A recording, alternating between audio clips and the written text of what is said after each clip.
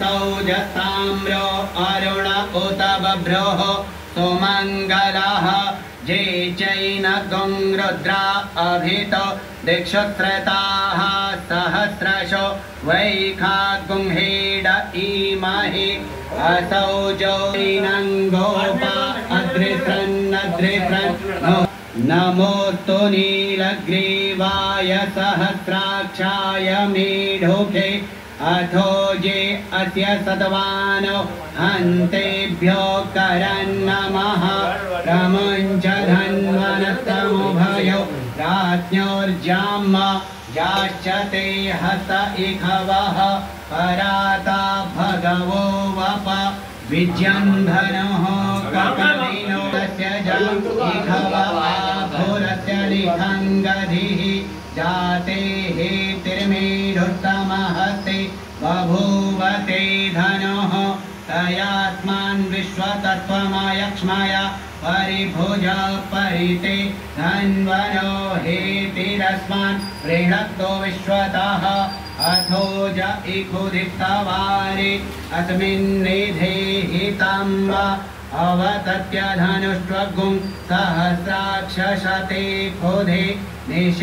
निशीर्जशल्यानां मोखा शिवो नः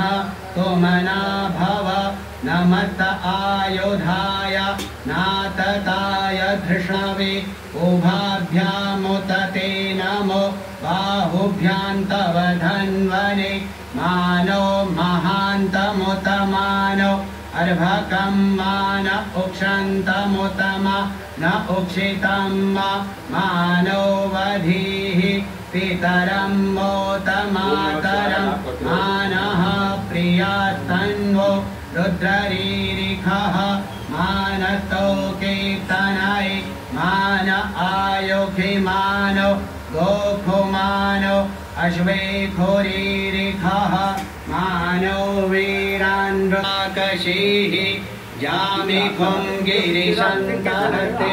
बिभर्षस्तवे शिवाङ्गिरित्रतान् पुरोमाहि गुंसीः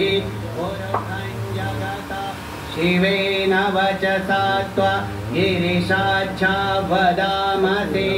यथा नः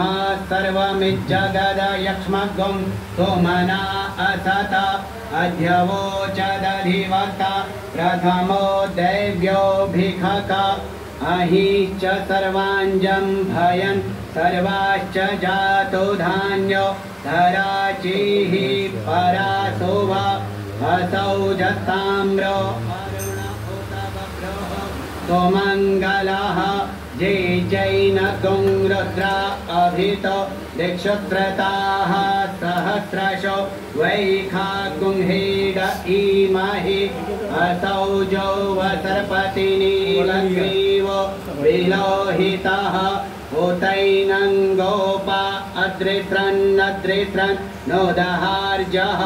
सदृष्टो मृडयातिनः नमोस्तु नीलग्रीवाय सहस्राक्षाय मीढुके अथो ये अस्य सतवानो हन्तेभ्यो करन्नमः प्रमुञ्च धन्वनस्तमुभयो याश्चते हस्त इखव आभुरस्य निखङ्गधिः जाते हेतिर्मेढुत्तमहस्ते बभूवते धनुः